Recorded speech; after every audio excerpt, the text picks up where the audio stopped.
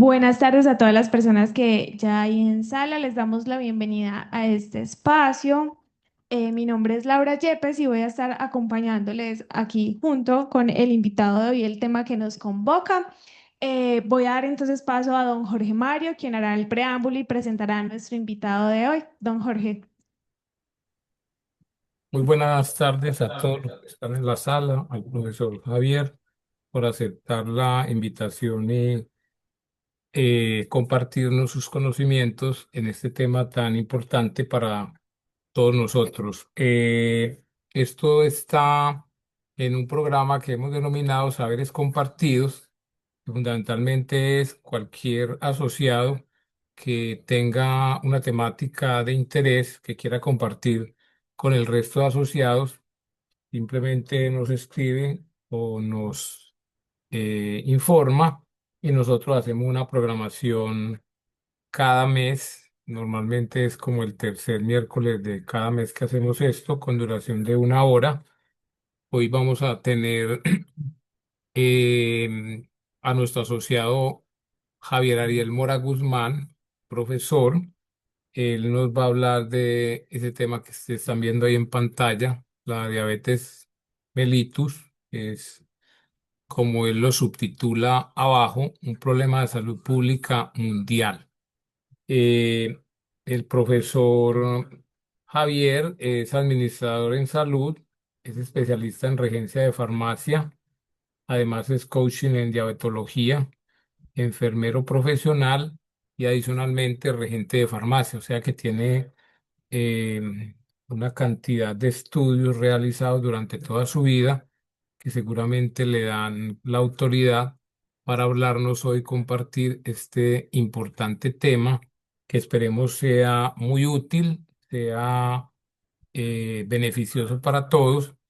Y nuevamente al profesor, pues agradecerle por su deferencia de compartir su conocimiento en este programa que lo organiza Coprudea y Coprudea Social, pues obviamente con el Comité de Educación, que digamos es el encargado en Coprudea de traernos todos estos temas que son de utilidad para toda la sociedad y en particular para nosotros los asociados. Estamos conectados en este momento 19 personas, el profesor está en sala y entonces le voy a dar paso siendo las 5:08 y nuevamente agradeciéndole para que inicie su conferencia. Profesor Javier, bienvenido. Está usted con el micrófono y su conferencia. Muchas gracias. Gracias, profe, muy amable. También gracias a Laura, ¿no? Por la invitación. Igualmente, qué bueno, hombre. La temática, programa de saberes compartidos es clave, ¿no? Yo no había visto el contexto, pero es clave para la formación con todo este problema que tenemos a nivel sanitario en el mundo. Gracias, profe. Laura, tenemos yo creo que un problema con el audio.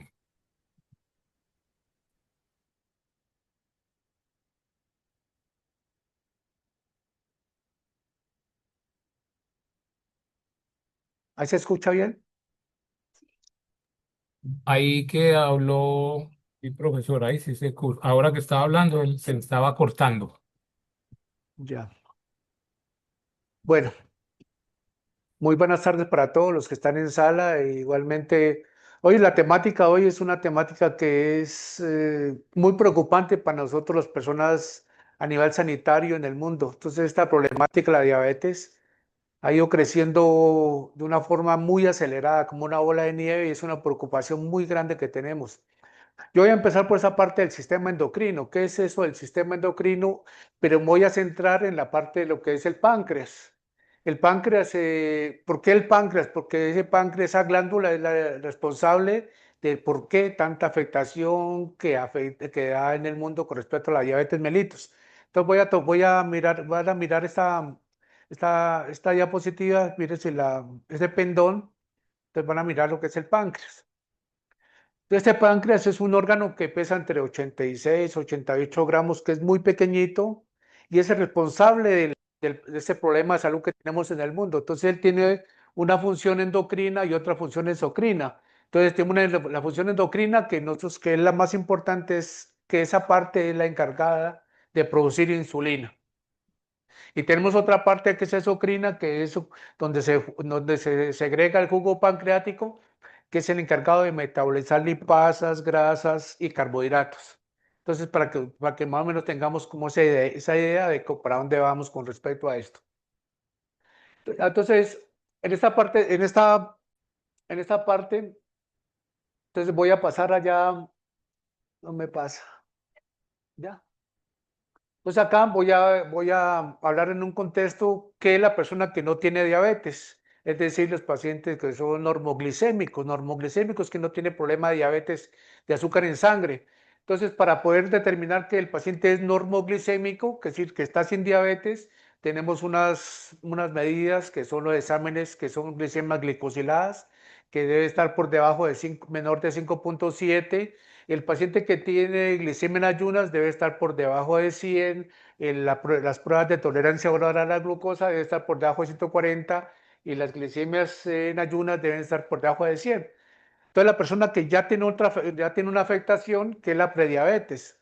La prediabetes es que ya esa hemoglobina glicosilada está entre 5.7, entre 6.5 y 5.7, que la glicemia en ayunas ya está por encima de 100 a 126 y el PTGO está entre menos de 240 y mayor o igual a 140 y la glicemia en ayunas va hasta 120. Pero hablamos de prediabetes. En este momento, cuando hablamos de prediabetes, tenemos una posibilidad de revertirla. Entonces es clave y es fundamental en esta parte. Si te detecto oportunamente, y por eso la atención primaria de salud es fundamental acá, si te detecto acá, es muy fácil revertirte para que te vuelvas normoglicémico. Y ya el paciente que ya se tiene su afectación, como es una enfermedad silenciosa, entonces ya los niveles de glicemia glicada o glicosilada ya están por encima de 6.5, la glicemia en ayuno está por encima de 126, el PTGO está por encima de 200 y la glicemia en ayunas ya está por encima de 160. Entonces ya aquí ya no se puede revertir. Al paciente lo que hacemos es contribuirle para que mejore su condición de vida. Cuando la persona tiene diabetes, hay unos riesgos que son muy grandes. Hay una cosa que se llama hiperglicemia y otra que se llama hipoglicemias. La mayoría de pacientes que tienen hipoglicemias, que es decir, que se les baja el azúcar, es peligroso porque el paciente puede llegar a tener una afectación del cerebro y y esta afectación puede conducir a un estado de coma diabético. Entonces, las hipoglicemias, la mayoría de pacientes que son diabéticos, que hacen hipoglicemias, el 63% son pacientes que tienen diabetes tipo 1. La otra, el 47% de los pacientes que hacen hipoglicemia tienen diabetes tipo 2. Y el 74% de estos eventos suceden muchas veces en horas nocturnas, en el ciclo circadiano que es nocturno. Entonces, en esta parte, pues vamos a entrar un poquito qué es la diabetes. Entonces, ya más o menos qué es la diabetes. Entonces, acá tenemos igualmente cuáles son las principales clases de diabetes. Yo enseguida les muestro que tenemos más de 15, 18 clases de diabetes. Pero tenemos que tener una historia. La historia, pues aparece un papiro de Evers, descubierto en 1500 antes de Cristo, que se descubrió que aparecen los síntomas de la diabetes. Ya después, en el siglo segundo después de Cristo, aparece Areteo, donde dice que la diabetes es como, si las personas que van allá es como si fuera un sifón a toda hora eliminando. Y ya con respecto a la parte después de 1990, dice que Thompson descubre que esa orina tiene un sabor dulce, entonces por eso se llama diabetes mellitus o diabetes de sacarina. Por eso aparece esa partecita. Ya en 1975, el doctor Dodson identifica la presencia de orina, después aparece el Langerhans, que aparece con los islotes del Langerhans, y después aparece la parte de los hermanos Brantin, que estudiaron el jugo pancreático. Y en esa orden de ideas, entonces aparece el médico Eliot, José Eliot, que es el que determina, como es como el primer diabetólogo que hay en el mundo, y que determina y saca las guías de la diabetes. Y él ya empieza a reconocer que la diabetes es un problema de salud pública y empieza a sacar la guía para poder determinar la conducta. Y hay una parte clave acá, que nosotros en la parte de salud, los docentes, le decimos que la educación no es parte del tratamiento de la diabetes. Y esta es la piedra angular, donde dice que más bien la educación es el tratamiento para la diabetes. Cuando hablo de ese, que esa educación es clave, entonces es la piedra angular que tenemos en la parte sanitaria y por eso tanto la parte de la atención en salud con respecto a esto. Entonces acá dice que así tengamos mucho dinero, así tengamos mucha capacidad para solucionar este problema no se va a solucionar con la parte del aporte económico, sino que esta parte, por ser la piedra angular, necesitamos que las personas se eduquen para poder que tengan una mejor calidad de vida. Entonces aquí ahora lo que yo preguntaba ahora con respecto al páncreas, entonces mire que este páncreas produce unas células beta, alfa, de gamma y unas células F, pero aquí tiene una clave fundamental, es que cuando las células beta se dañan, entonces eso es el 60% de producción de insulina. Cuando estas células se afectan es que ya empieza el problema de la diabetes. Entonces acá aparecen unas estadísticas y unos indicadores sobre este factor de riesgo, porque esta diabetes es uno de los factores de riesgo para enfermedad cardiovascular. Entonces, más o menos la FID, la Federación Internacional de Diabetes, nos calcula que para el año 2025 la prevalencia está en 11.1. Es demasiado con respecto a esto. Más del 80% de las muertes que se producen en el mundo se dan en los países de bajos ingresos y medios. Y ahí estamos nosotros, Colombia, ¿no? Y entonces hay un pronóstico que entre el año 2005 a 2030, esta patología se va a multiplicar por 2 o por 3. Y aquí viene otra vez las estadísticas. Entonces, una preocupación, vuelvo y repito, es una preocupación muy grande que tenemos la parte en salud con respecto a esto. En el año 1990 habían 200 millones de diabéticos en el mundo. Entonces ya para el año 2022 ya tenemos 830 millones. Y eso es una realidad. Y para el año 2035 van a haber más. En el 2022, más del 50% de las personas que tienen diabetes, que están diagnosticadas con esta patología, no reciben tratamiento. Y esto sí es grave. Entonces, cuando una persona no recibe tratamiento, son las personas que van a fallo terapéutico, son las personas que posiblemente van a hacer hiperglicemias, y son las personas que se nos mueren, ¿no? Otra parte que dice la Organización Mundial de la Salud es que 4 de cada 10 diabéticos no saben que tienen la patología con respecto a esto. Y estas estadísticas vienen con un pronóstico más grave. Cuando se habla de la FI, que dice que 1 de cada 9 entre 20 y 70 años, entre 20 y 70 años padecen de diabetes. 1 de cada 9 entre 20 y 71 años producen diabetes. Para el año 2050 la proyección es que 1 de cada 8 va a tener este proceso, este problema tan grande con respecto a esto, y más del 90% de los diabéticos padecen diabetes tipo 2. Ya les voy a decir por qué en esa partecita de ese aumento en la diabetes tipo 2. Entonces la diabetes mellitus pues es considerada una pandemia en el mundo, ¿no?, con respecto a esto. ¿Y qué es la diabetes? Entonces acá tenemos qué es la diabetes con respecto a esto. Entonces acá aparecemos que la diabetes es una enfermedad crónica no transmisible, así está determinada por la OMS. La enfermedad esta enfermedad aparece cuando el páncreas no produce la suficiente insulina para abastecer los órganos y sistemas. Pero aquí esa parte, es decir, la insulina no se produce porque esta insulina es una hormona la que va a regular la parte de glucosa en sangre. Entonces acá aparecen ya unos determinantes que dicen que esta diabetes que aparece con diabetes tipo 1, que ya vamos enseguida a determinarla, la diabetes tipo 2, qué es lo que pasa con esta diabetes. Y cuando aparecen estas patologías, entonces aparecen la afectación de otros órganos diana, los órganos dianas, corazón, cerebro, vasos sanguíneos, el riñón y el corazón, son los que más se afectan con esta parte de los órganos. Entonces ahora sí empezamos a mirar qué es la diabetes, cuáles son los tipos de diabetes. Entonces hay una cosa que se llama diabetes tipo 1, como su nombre lo dice, tipo 1, el cuerpo no produce insulina. Es decir, de páncreas, cuando las células beta no producen el 60% de la insulina, entonces le aparece a quién. La diabetes tipo 1 aparece en jóvenes y adolescentes y aparece casi entre un 5 y entre un 3 y un 5%. Aparece la diabetes tipo 2.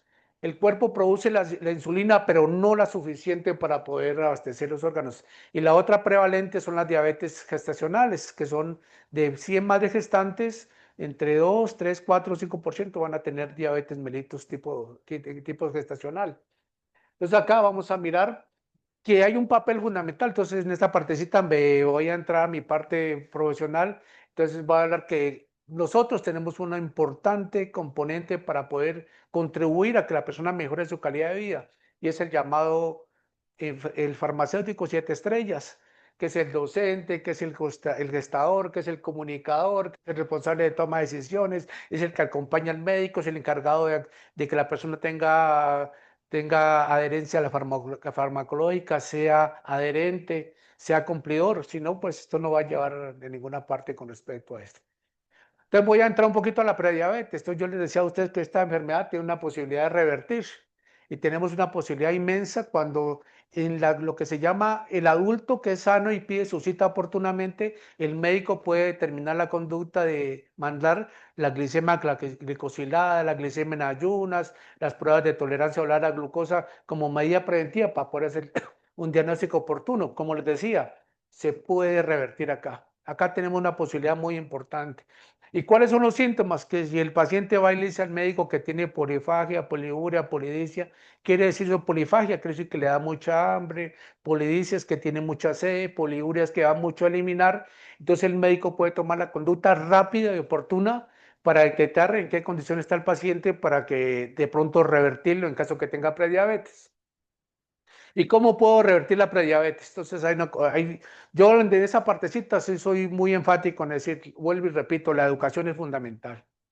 La clave de esto es la educación para poder, porque es la piedra angular que tenemos con respecto a esto. La otra, la dieta, la cantidad de comida chatarra, de alimentos chatarra que se llaman, son determinantes para esta parte. El aumento de consumo de carbohidratos, el aumento de bebidas azucaradas, esto está llevando a que las personas cada día van a tener más prevalencia con respecto a esto. Y hay una cosa que llaman los beneficios. Entonces, los beneficios confirmados es que si usted tiene enfermedad crónica basada en adiposidad, lo que le llaman a otras personas que tienen sobrepeso o que le dicen que está gordito, se dice que la enfermedad crónica basada en adiposidad es que cómo nosotros logramos reducir el peso, cómo le decimos a esta persona que debe hacer ejercicio para poder que el páncreas funcione y produce más insulina, decirle a las personas que tienen sedentarismo que ojalá hagan el ejercicio, porque entre más actividad física tienes, tienes más posibilidad de que el páncreas no se te vuelva perezoso.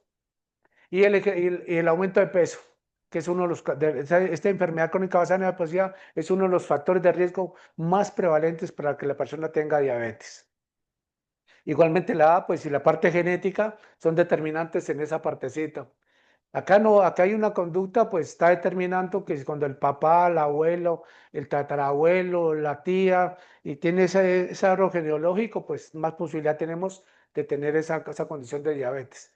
Y la diabetes gestacional es una de las condiciones que en toda mujer que empieza su gestación se le hagan los exámenes oportunamente dentro de lo que es la promoción de la salud y la prevención del riesgo de la enfermedad para determinar la conducta rápido con respecto a esto. Con respecto a la enfermedad de la diabetes gestacional, tenemos una posibilidad muy grande, que la mayoría de personas que tienen un buen control durante su diabetes gestacional, a los 6 meses tenemos la posibilidad que esta enfermedad mejore su condición y la paciente quede sin ese problema con respecto a esto. La otra parte es cómo detectamos los exámenes. Entonces vamos a decirle a las personas, cuando la persona nos dice que tiene polifagia, poliuria, polidicea, que tiene irritabilidad, que tiene pérdida de peso, entonces la parte clínica pues es mandar los exámenes de laboratorio. ¿Qué se le dice a la persona? Que se haga la glicemia en ayunas, que la última alimentación sea tipo 10 de la noche, 11 de la noche, y que no vuelva a consumir nada para poder que sea ese determinante. Cuando la persona está sin diabetes, ya lo he hecho, es menor de 100, prediabetes entre 100 y 125, y ya la diabetes es cuando parece mayor a 126. Lo mismo aparece con los resultados, la misma condición para las pruebas PTGO. Ahí están los resultados cuando la persona tiene sin diabetes, es decir, es normoglicémico, tiene prediabetes o tiene glicemia en ayunos. Y la glicemia glicosilada es clave y fundamental, es la que se manda, es determinante, porque esta se hace cada 3 meses, y esa es la que podemos determinar si el paciente está controlado o no está controlado, porque el paciente nos puede llegar el día anterior con una glicemia en ayunas súper bien, 80, 90, claro, al otro día no comió no tomó carbohidratos, se aplicó la insulina, tomó los medicamentos, entonces llega muy bien, entonces le hacen la glicemia capilar y el médico determina que está muy bien. Pero la glicemia glicosilada es el parámetro que nos va a dar sobre la glicemia, cómo está el paciente con respecto a esto. Entonces ya aquí les voy a dar los tres tipos de diabetes. ¿Y qué es la diabetes tipo 1? Entonces nosotros le llamamos que es llamada insulinodependiente, es decir, todas las personas, los jovencitos, los niños, los adolescentes que tienen diabetes tipo 1, entonces los síntomas son, la otra es polidipsia, polifagia, poliuria y pérdida de peso, entonces se llama insulinodependiente, es decir, a la persona que le detectan diabetes tipo 1, sí o sí hay que aplicar insulina. Si no le aplico insulina, pues va a llevar al paciente a un estado letal. Entonces, eso es fundamental. ¿A quién le aparece? Vuelvo y repito, solamente a los adolescentes, niños y a los jóvenes. ¿Por qué aparece la diabetes tipo 1? Tipo 1, la mayoría que es idiopática, es de origen desconocido. Vuelvo y repito que esa diabetes tipo 1 está entre el 3, 4, 5%, es decir, de 100 diabéticos hay 3, 2, 1 pacientes con diabetes tipo 1. La diabetes tipo 2 se da en la edad adulta, entonces se caracteriza por la resistencia a la insulina o por la producción insuficiente o por la insuficiente de la misma.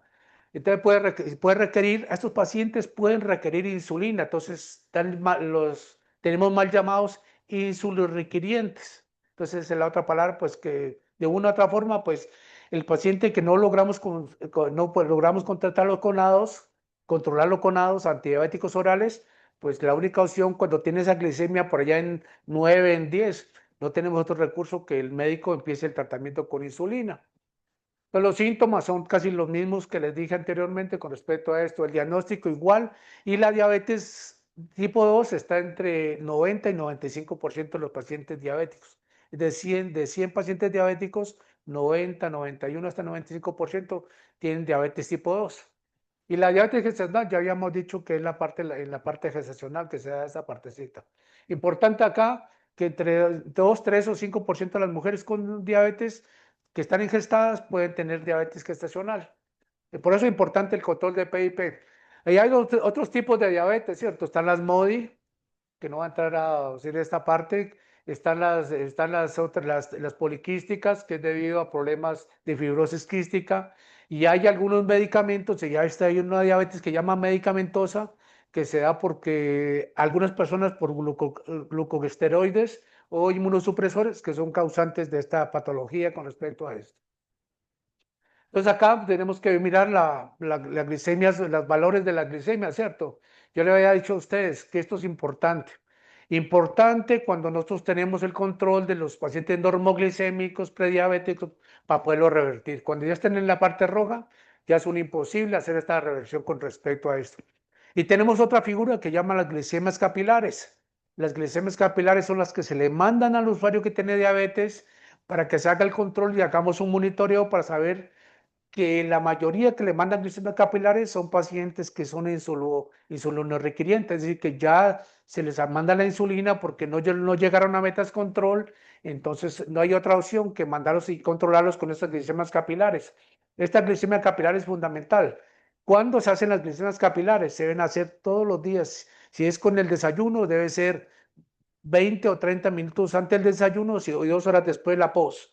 Es clave para esa parte para poder que el médico o el clínico pues determine la conducta con respecto al control de esta patología. Ahora pues ya vuelvo y repito los síntomas con respecto más frecuentes de la diabetes tipo 1. Entonces hay una cosa que llama las 3P. Polidipsia, que les dije que era sed intensa, polifagia, aumento de hambre, y la poliuria es que el paciente tiene necesidad frecuente de ir a eliminar. Y acompañado de esta tiene una cosa que llama pérdida de peso y otra figura que se llama la fatiga extrema, que los pacientes diabéticos sufren de irritabilidad con respecto a esto. Y los pacientes de diabetes tipo 2, fuera de los síntomas de diabetes tipo 1 que les comenté, van a tener otros síntomas como respecto a infecciones frecuentes de orina, cortes y lesiones en la piel, lesiones de visión borrosa, los pacientes con náuseas, con vómitos, con mareos, con respecto con lipotimias, con respecto a esto. Todos los síntomas que son más determinantes entre la diabetes tipo 1 y tipo 2 es mucha hambre, mucha sed y mucha frecuencia de ir al baño constantemente con respecto a esto. ¿Y cuál es la diferencia entre diabetes tipo 1 y tipo 2? Ya le hemos dicho que el tipo 1 no produce insulina. El páncreas, las células beta se dañan y no produce insulina, entonces a estos pacientes sí o sí hay que aplicarles insulina. Hay una fortuna muy grande que ahora existen las bombas de insulina, que son bombas inteligentes que tienen el control de conteo de carbohidratos. Si el paciente con medio de insulinas que son rápidas o insulinas que son de acción cortas como insulina R o glulicina áspera o lispro, son clave para el manejo de estos pacientes con diabetes tipo 1. Y la diabetes tipo 2, ya dije eso, produce insulina, pero no la suficiente para abastecer los órganos y los sistemas. Los podemos empezar a tener con tratamiento con ADOs, antidiabéticos orales. Si no logran metas control, pues el paciente se va a volver insulino requiriente. Entonces acá viene una cosa que se llama los principios generales del tratamiento para la diabetes. Entonces dicen que la diabetes no es una enfermedad. Entonces voy a determinar que yo digo que la diabetes es una condición de vida y nosotros tenemos que atacar esa condición de vida. ¿Y cómo hago para hacer esa parte? Pues ya el paciente está afectado, entonces empezamos una educación diabetológica. El segundo es un plan alimentario que ojalá participe la médica dietista. La parte del ejercicio es clave y fundamental para poder que el páncreas de alguna u otra forma se active para producir algo de insulina. Y la otra es el tratamiento farmacológico. Y el tratamiento no farmacológico que es clave y también es fundamental para mejorar la condición de vida de los pacientes. Las complicaciones. ¿Qué pasa con el paciente que tiene diabetes tipo 1, que pues tiene diabetes? Entonces va a tener otras implicaciones más graves. Entonces va a tener unas complicaciones que llama lesiones microvasculares. Ahí está la retinopatía, es que tiene problemas oculares, nefropatía, que va a tener un problema a nivel renal, y la neuropatía son las lesiones en los nervios. Y esta condición, tener diabetes, puede llevar a unas lesiones que llaman macrovasculares. Entonces, todo lo que es enfermedad cardiovascular, con respecto a lo que ya les voy a comentar con respecto a esta partecita. Entonces, ¿qué es la retinopatía? Simplemente retinopatía es el daño a nivel ocular. Entonces, puede estar acompañada de la opacidad del cristalino, puede tener glaucoma, puede tener desprendimiento de retina. La parte de nefropatía diabética, es que la persona va a tener una afectación a nivel renal, ¿cierto? Entonces, usted puede mirar ahí un riñón normal, cómo es sano y cómo se puede ver un riñón afectado cuando ya está con granuloma, se vuelve más pequeño y no produce la dureza suficiente con respecto a esto. Y la otra partecita es la neuropatía, que es una preocupación muy grande. Se cree que alrededor del 50, se cree no, es una realidad que el 50% de los pacientes que son diabéticos tienen neuropatía diabética, es decir, tiene una afectación a nivel de sus miembros inferiores o superiores. Y es muy importante acá que la mayoría de pacientes diabéticos, la familia, ese componente familiar, acompañe el proceso de los pacientes con diabetes, le revisen los pies. ¿Por qué? Porque el paciente muchas veces que es diabético, pues va a tener un adormecimiento, no siente si se lastima, se le pide que utilice zapatos normalmente, que la parte de la revisión permanente, que puede dañar órganos y tejidos. Y es más peligroso cuando el paciente involuntariamente, como tiene un adormecimiento, una pérdida de sensibilidad, pues él se puede lesionar más en la parte. Yo les voy a mostrar la parte a qué puede llevar eso a un pie diabético, como estas lesiones que tienen unas implicaciones muy grandes. Y esto, cuando llega una afectación a nivel vascular periférico, pues va a tener más implicaciones y va a tener unos compromisos muy grandes para curar estas heridas. Entonces yo les decía a ustedes, las lesiones macrovasculares, entonces aparece una cardiopatía coronaria. Cuando hablo de cardiopatía coronaria es la afectación de los vasos sanguíneos que van a irrigar el músculo cardíaco. La otra es enfermedad cerebrovascular, es decir, la afectación de los vasos que irrigan el cerebro. Y la otra parte es la parte de las neuropatías que afectan la parte de la falta de circulación en miembros inferiores y superiores. Entonces acá empezamos a mirar, entonces, bueno, ¿y qué vamos a hacer con todo este problema? Entonces, acá yo hablo de un tratamiento que es no farmacológico. Entonces, que el paciente se alimente bien, que el paciente haga ejercicio, que es determinante en esa partecita. Entonces, acá voy a hablar de lo que es, pues, casi los síntomas que produce la diabetes, ¿cierto? Cuando el paciente de una forma equivocada de pronto se aplica más insulina o tome más ADOS con la parte de forma irregular, que no conozca bien el proceso, entonces aparece una cosa que llama hipoglicemia. Esto es un problema muy grande porque puede llegar a afectar el cerebro, que se queda sin oxígeno, y sin oxígeno el paciente puede llegar a tener un coma diabético. Entonces aparece nerviosismo. Esto es cuando aparece hipoglicemia, es decir, se baja demasiado el azúcar, aparece sudor frío, aparece una visión borrosa, el paciente está taquicardia, con sudoración, con ansiedad. Estos pacientes, entonces la recomendación más grande es cuando un paciente hace un síntoma de hipoglicemia, lo más posiblemente, si tiene forma de suministrarle, que el paciente esté consciente de suministrarle alguna sustancia azucarada, pues se le puede dar mientras llega a un servicio de urgencias. Si el paciente está inconsciente, es mejor que lo lleves a urgencias porque el paciente te puede llegar a un estado de coma diabético. Y tenemos la otra partecita de los pacientes que tienen hiperglicemia. Tiene otros síntomas que son algo muy diferentes a la parte del paciente con hipoglicemia, las hiperglicemias. Entonces, la hiperglicemia es que el paciente, ¿qué? El paciente vuelve a ir aquí, vuelve otra vez los síntomas que les dije ahora: polidipsia, polifagia, poliuria, y el paciente tiene una parte que es muy clave, que es la cetoacidosis. Ese olor cuando él habla, olor a fruta, olor a manzana con respecto a esto. Entonces acá viene, entonces, en esa línea de tiempo, cuando yo les cuento a ustedes que el paciente diabético tipo 1, pues se le aplica insulina, y al paciente de tipo 2 que no llega a metas control, entonces aparece un medicamento que es muy clave y es fundamental, que pues a veces se le dice que es el coco de los médicos para los pacientes. Si no te tomas el medicamento, te voy a aplicar insulina, ¿cierto? Entonces, en esta línea de tiempo aparecen unas insulinas, aparecen las insulinas porcinas, después aparecen las insulinas bovinas, después aparecen las insulinas humanas. Las insulinas humanas, pues ahora ya se utilizan un poco menos, y ahora aparecen los análogos de insulina. Entonces, en ese orden de ideas es que las insulinas humanas aparecen dos: una que es de acción intermedia, que es la NPH, y otra que es de acción corta, que es la acción la R, ¿cierto? Que llamamos que es hidrosoluble, que es muy rápida también con respecto a esto. Entonces acá aparecen ya en este siglo, y antes de este siglo aparecen los análogos de insulina. ¿Cuáles son los análogos de insulina? Son los famosos Frespen, o los que llamamos lapiceros ahora, ¿cierto? Entonces, estos medicamentos son muy buenos, a diferencia de las insulinas humanas, porque producen menos hipoglicemias. Son más controladas.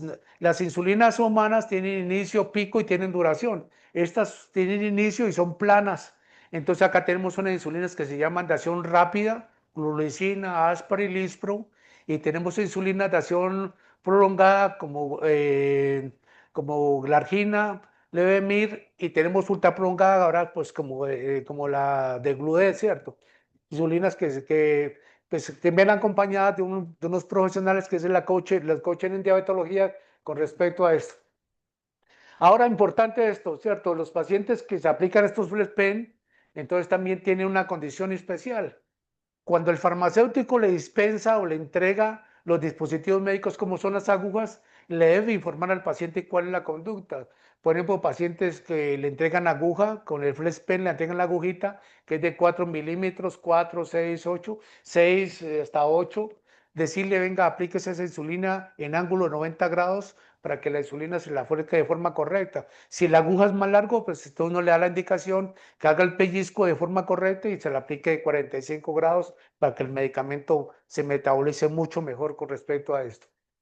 Otra importante es la preparación de sus pacientes que se aplican insulina. Entonces, la primera es las condiciones de almacenamiento, que debe estar en la mitad de la nevera, no en la puerta, preferiblemente en la mitad de la nevera, no en la puerta, porque la puerta de la nevera se abre permanentemente y el medicamento puede perder la cadena de frío.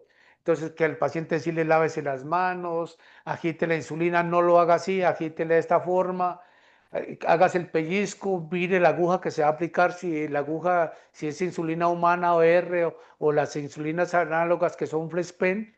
Entonces, aplicarle al paciente, explicarle muy bien esa parte. Si le venden la insulina para aplicarse insulina humana, entonces es importante decirle que la insulina, que las jeringas de 1 mililitro, una rayita, son es una unidad, son 2 unidades, que la insulina, que la jeringa de 30 es 0,5, es decir, tener el cuidado. Por eso la importancia del farmacéutico en esta parte de las actividades educativas. Entonces la otra parte es decirle al paciente también cómo aplicarse la insulina.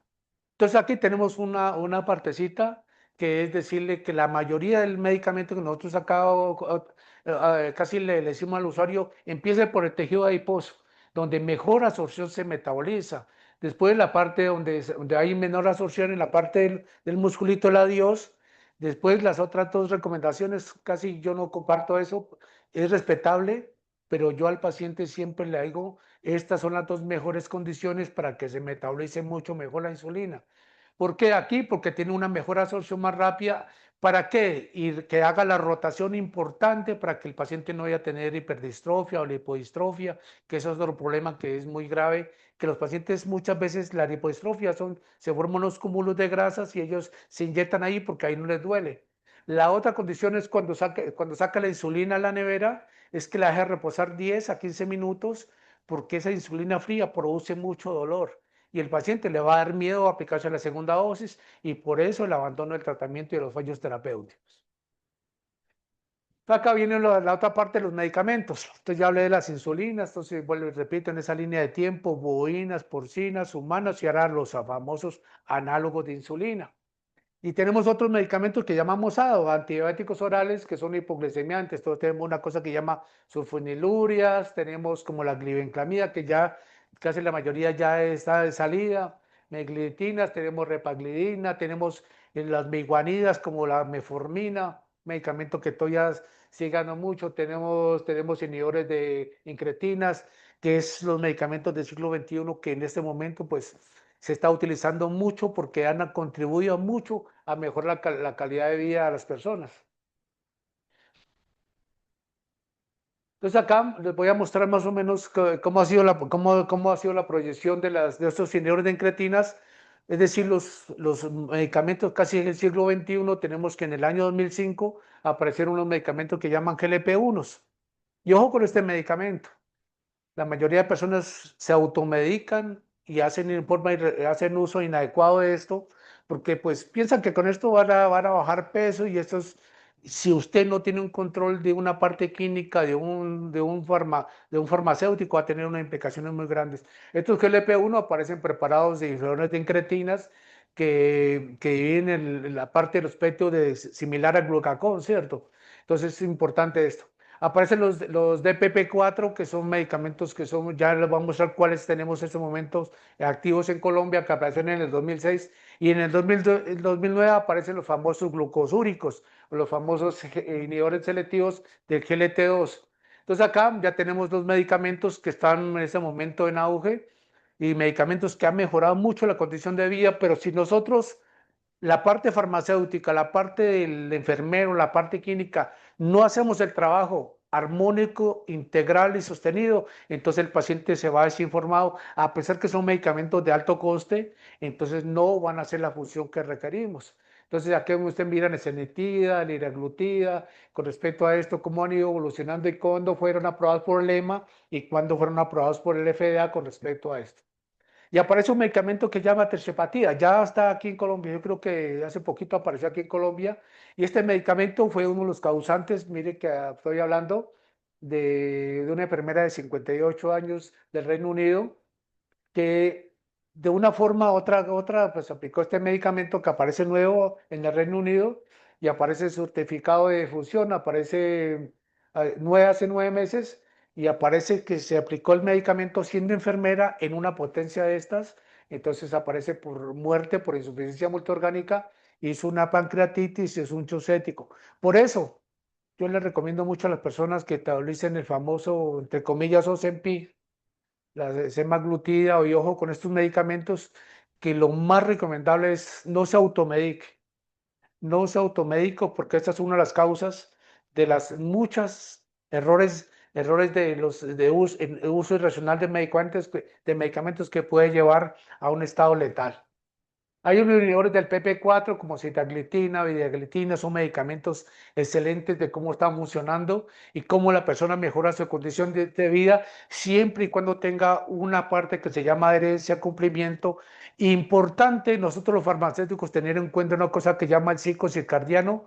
Hay medicamentos que les gusta que funcionen en el día y otros medicamentos que funcionen en la noche. El ciclo circadiano son las 24 horas. Pero hay medicamentos que les gusta mucho la mañana, otros medicamentos que les gusta mucho la madrugada, hay medicamentos que les gusta la tarde y medicamentos que les gusta la noche. Entonces nosotros tenemos que participar en este proceso de dar una forma adecuada de uso racional y adecuado al medicamento para que este funcione de forma adecuada. Y los famosos inhibidores selectivos del GLP-2.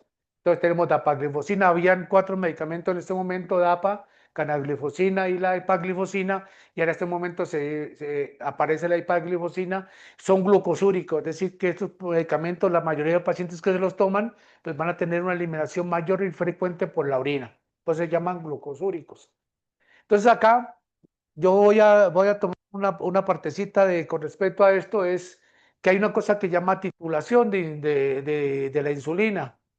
Esto le corresponde a la parte clínica, a los médicos, para que ellos determinen cómo se debe aplicar la insulina, ¿cierto? Entonces tenemos una insulina, las insulinas que llaman la titulación de insulinas, se llaman basales, entonces el médico muchas veces empieza con 0,1 por kilo o empieza con 0,5 por kilo.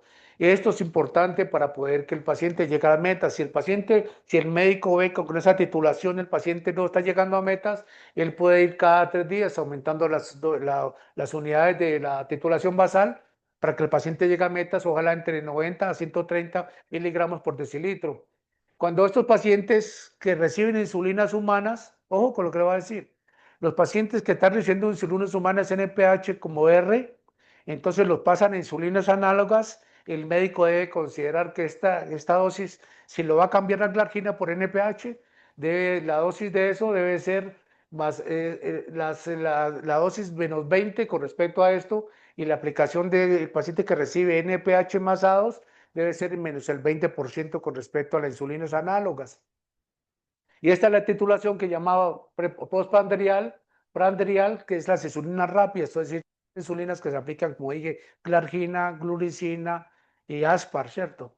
Y lispro, perdón. Y las insulinas humanas, que son la R. Entonces, si el paciente no llega a metas, el médico puede decirle al paciente que según su glicemia capilar puede ir aumentando de 1 a 2 unidades. Ojo con esta parte, que esas insulinas análogas, las insulinas análogas que acaba de decir, gluricina, aspar y lispro, son insulinas que se aplican con el plato servido.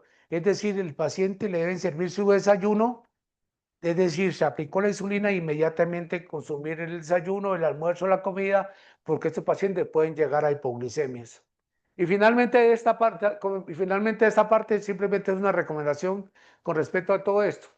Es el uso, cómo nosotros tenemos que alimentarnos. Entonces ahí usted va a Macro o a otros almacenes de grandes superficie y le dicen, vea, acá le venden una cantidad de elementos para decirle que aquí tiene carbohidratos. No, yo acá simplemente le muestro sus manos, con sus manos usted puede llegar a tener una dieta balanceada, no necesita ser diabético para hacer esto. Entonces la recomendación que yo más hago es, los vegetales deben ser del tamaño de tu mano. Abres tu mano y esa es la porción de vegetales que debe consumirte. La otra parte es los carbohidratos, es del puño de tu mano. Es decir, si comes arroz, pues trata de comerte la mitad del arroz del puño de tu mano, y si vas a comer papa, otro carbohidrato como yuca, pues la otra partecita para que no aumentes el desbalance del carbohidrato. La otra parte son el uso de las proteínas. Muchas veces la gente les gusta comerse su porción de proteína muy grande, entonces la proteína debe ser del tamaño de la planta de la mano. Esa es la parte. La otra parte de las personas que les gusta la cantidad de la ración de grasas saturadas como mantequilla, aceite u otras grasas, les recomendamos que hoja la arepas sea del índice del dedo. Y la otra porción es la cantidad de fruta. La cantidad de fruta que te consumes durante tus alimentos es del tamaño de la mano. Esta es la forma correcta de hacer eso. Entonces acá yo finalmente con todo esto yo traigo un mensaje hipocrático que de hace cuántos años antes de Cristo, y que dice que la mejor medicina para el hombre es caminar. ¿Por qué caminar? Cuando el páncreas, vuelve y le repito, cuando yo les mostré el primer pendón con respecto al páncreas, ese páncreas cuando te vuelve sedentario, cuando no caminas, cuando no te ejercitas, ese páncreas se vuelve perezoso. Al volverse perezoso no te va a producir la suficiente insulina y por eso ese crecimiento exponencial sobre la diabetes. 1990, 200 millones, tenemos 800 millones. ¿Y cuántos vamos a tener en el 2035? Entonces yo los invito a ustedes los teléfonos celulares y todos los medios tecnológicos han llevado a que el hombre tenga esas implicaciones y yo le digo que eso es parte de la responsabilidad de que la mayoría de personas no hagan ejercicio. Uno le pregunta, ¿ya hizo ejercicio hoy? No, porque no tengo tiempo. Pues miraste el celular 1 hora, 2 horas, 3 horas, 4 horas y eso no tuviste los 30 minutos para sacar para poder ejercitar tu cuerpo. Entonces es un llamado de atención, es una invitación. Las personas que tengan dudas sobre el manejo de insulina, sobre sus medicamentos, aquí con Laura me pueden ubicar muy fácilmente y de una forma filantrópica y altruista. Yo les ofrezco mi saber para poder que usted o su familiar o su amigo o su vecino tenga una mejor condición de vida o calidad de vida. Entonces quería pues compartir con ustedes esta partecita y es una invitación sublime para que ustedes tengan una mejor condición de vida con respecto a este problema y ojalá no van a tener estas implicaciones con respecto a la diabetes mellitus. Profe, muchas gracias. Bueno, a las personas que están en sala, este es el momento. Si tienen dudas, preguntas, pueden abrir su micrófono levantando la manito o pueden dejarlas en el chat y vamos a estar respondiendo estas preguntas. Aún no veo preguntas en el chat ni manos levantadas.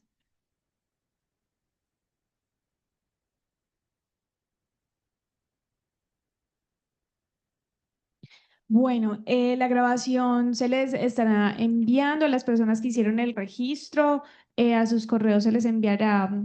De todas maneras queda en YouTube para quienes quieran también acceder nuevamente. Por acá hay una manito levantada, don Jorge Mario. Sí, en principio, pues agradecerle al profesor Javier por lo que nos ha compartido hoy, que es de gran utilidad y muy amable por su último ofrecimiento al final para ayudar a las personas que así lo estimen a través pues, de Coprudea. Yo sí tenía una pregunta, profesor Javier, que la escucha como muy recurrente y es con las frutas. Entonces le dicen a uno, vea, es que quien come frutas y verduras le va de maravilla en la vida, pero también aparece la otra parte como contraria. Venga, es que las frutas tienen dulce, tienen azúcar. Eh, ¿Qué implicación tiene ese azúcar en el organismo vía a volverse una diabetes? Bueno, muy importante esa parte, ¿no? El uso de aumento de vegetales y frutas es clave, ¿cierto? Entonces acá nosotros tenemos que tener en cuenta una cosa que llaman carbohidratos. Entonces tenemos una cosa que llaman carbohidratos simples y tenemos carbohidratos compuestos. Entonces la mayoría de personas, algunos les recomienda a los pacientes, ojo con lo que va a decir, la mayoría de frutas que están muy maduritas, tiene una condición que llama que producen más índice glucémico, es decir, ponerse frutosa. La leche tiene lactosa y el azúcar tiene glucosa. Entonces, lo más recomendable a las personas que estamos sanos, pues no tiene ninguna implicación, pues si tienes tu páncreas que está funcionando de forma correcta, puedes comerte la fruta que te parezca, ¿cierto? Pero preferiblemente sea una fruta que esté pintoncita porque tiene menos índice glucémico. Entonces, pero es una condición que es fundamental para el paciente que es diabético. Ya el paciente diabético, uno le recomienda que ojalá consuma frutas pintonas porque tienen menos índice glucémico, es decir, tienen menos fructosa y puede afectar menos la parte de su patología que es la diabetes mellitus. Entonces, pero yo lo recomiendo. Es preferiblemente aumentar, que en esas porciones que les enseñé cómo se deben consumir, es preferiblemente aumentar frutas y verduras a no seguir consumiendo tanto carbohidrato, tantas sustancias, tantos problemas, comidas chatarras que eso tiene un problema muy grande de glucosa, de glucosa que se va a ir para el torrente sanguíneo y te va a aumentar la parte de sanguínea. Entonces, yo sí sigo invitando a las personas, ojo con lo que también les voy a decir, debe consumir la porción que es requerida, no abusar tampoco, porque todo en abuso es demasiado peligroso para las personas, ¿no? Muy bien. Ya tenemos varias preguntas en el chat y también tenemos una mano levantada por aquí de William. Vamos con William y posterior paso a leer las preguntas del chat.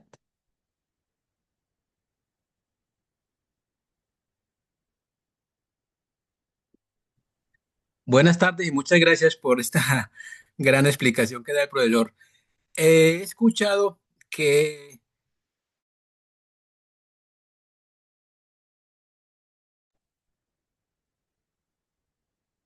esa de William, cadenas que se te fue tienen, un momento el audio. ¿Podría repetirnos desde el inicio, por favor?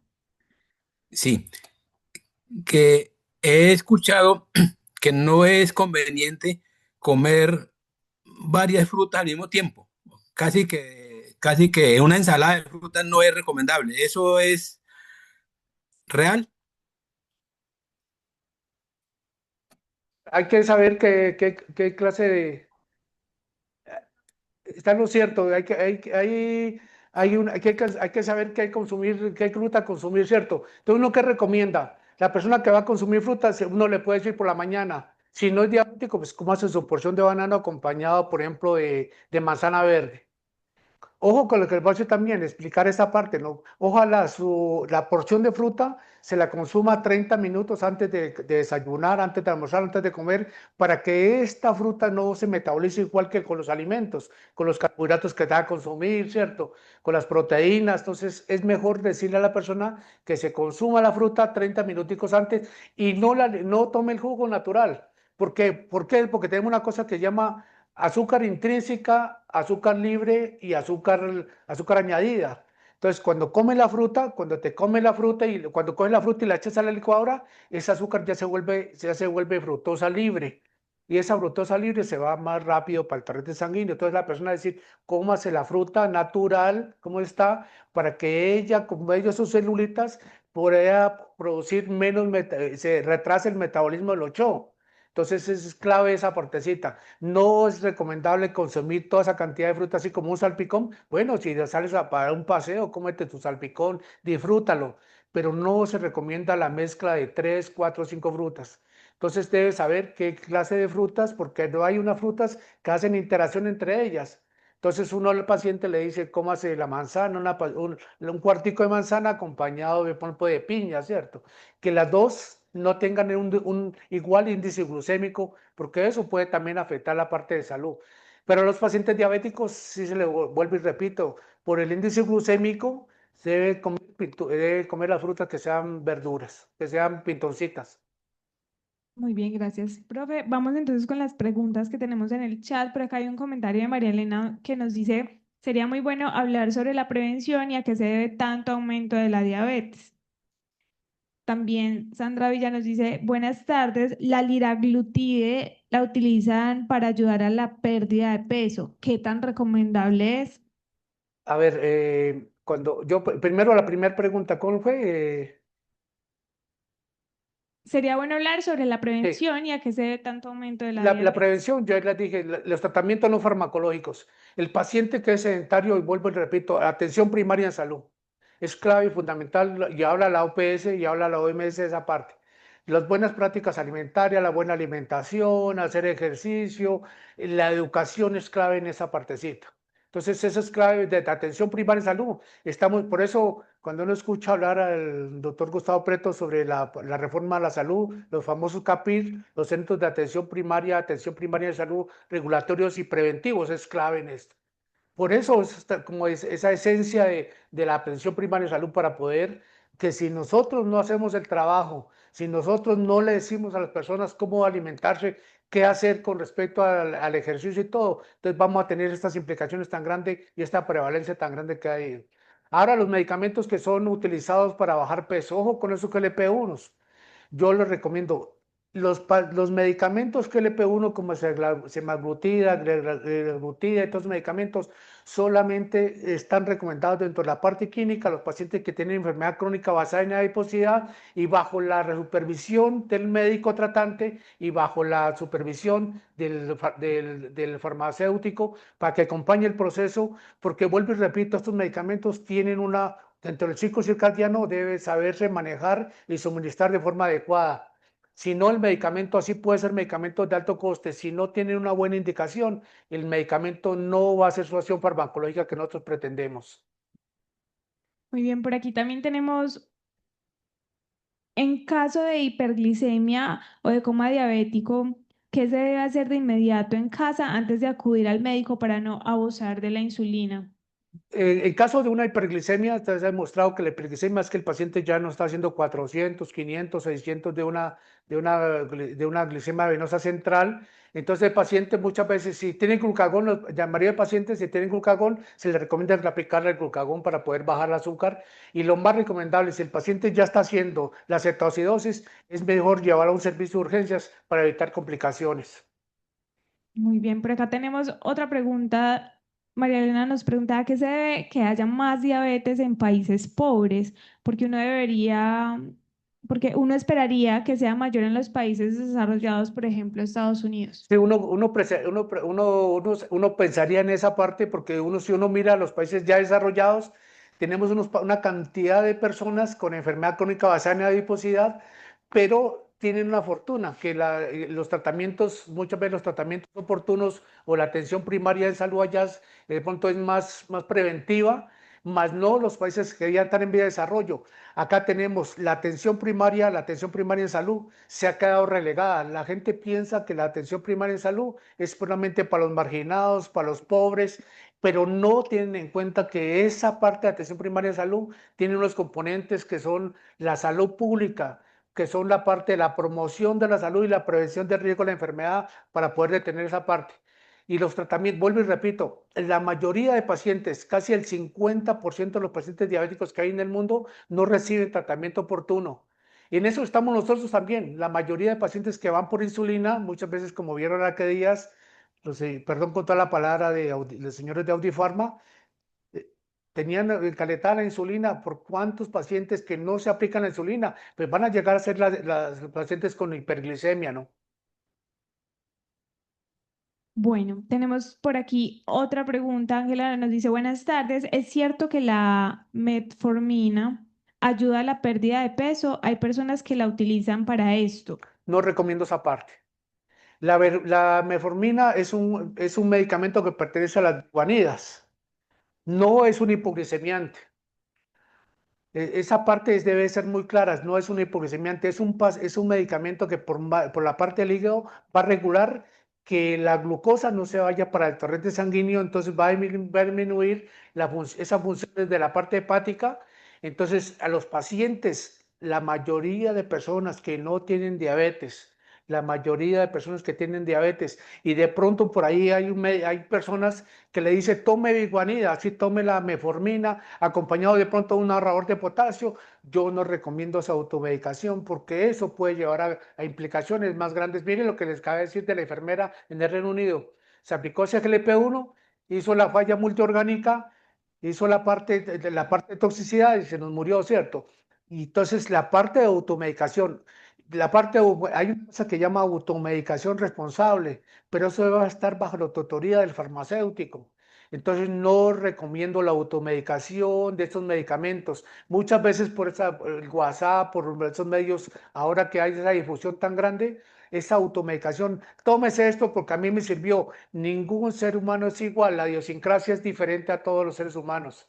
Entonces no les recomiendo las personas que toman biguanida, que toman ahorradores de potasio como espirulactona, yo no les recomiendo eso si no están bajo la supervisión de un médico.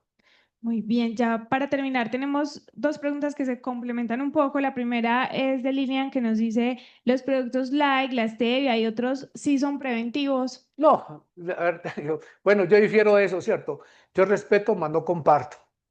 Esos productos light, como, ahí perdón la palabra Coca-Cola cero y toda parte, yo no le recomiendo al paciente, no le recomiendo al paciente que tiene que así sea sano, que esté sano, Es decir, tratar de evitar al máximo todos estos líquidos light, todas esas sustancias.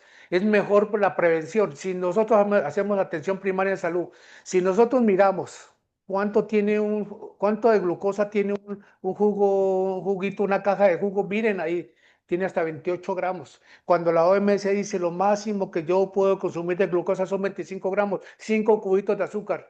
Entonces yo no les recomiendo a la mayoría de pacientes, primero todo eso por las calorías. Entonces no recomiendo todos esos productos light de ninguna forma. Yo les recomiendo a las personas la alimentación saludable para la prevención como parte de la atención primaria en salud. Y la otra pregunta que se complementa un poco con la otra es si la stevia sí es el mejor reemplazo del azúcar. La verdad que tenemos unas consideraciones, ¿cierto? Y respetables, ¿cierto? Vuelvo y yo repito, es el azucarar con stevia o con cualquier con otras sustancias sacarínicas. Yo respeto, no comparto, le digo mejor al usuario que trate de consumirse sus productos que va a consumir de forma natural y no agregar estas sustancias, porque ya hay algunos estudios que dicen que estas sustancias tienen problemas cancerígenos.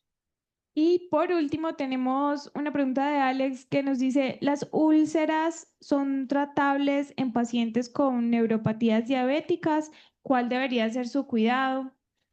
Bueno, es importante esta, ¿cierto? Importante la pregunta porque estos pacientes que tienen el problema de estas úlceras, lo primero que se le debe decir al médico, al médico clínico general, es que debe ser remitido a un médico especialista, ojalá un médico que tenga que ver con toda su idiosincrasia, con todo su conocimiento de arteriopatías periféricas, para poder que sea tratado oportunamente. Ahí se puede, por medio de exámenes de laboratorio, se puede detectar cuál es su problema. Puede ser quirúrgico, puede ser con tratamiento farmacológico, puede ser con tratamiento no farmacológico, porque esas úlceras, una vez el paciente tenga esas úlceras, es muy complejo, muy complejo tener su proceso de sanación. ¿Por qué? Porque hay una irrigación mayor sanguínea con respecto a eso. Entonces, ahora en ese momento tenemos unos tratamientos especiales para poder curar esas úlceras varicosas, ¿cierto? Y son medicamentos muy efectivos, pero el paciente debe estar acompañado de estar bajando su glicemia en ayunas, su glicemia, perdón, su glicemia venosa central para contribuir a eso. Si el paciente no tiene un control de su glicemia basal o su glicemia glicosilada o su glicemia venosa central, no va a mejorar. Así tenga un tratamiento excelente con estos nuevos parches que estamos manejando en el momento. Bueno, muy bien. Surgieron otras dos dudas. La primera es, ¿la miel qué problema puede presentar al usarla en las comidas?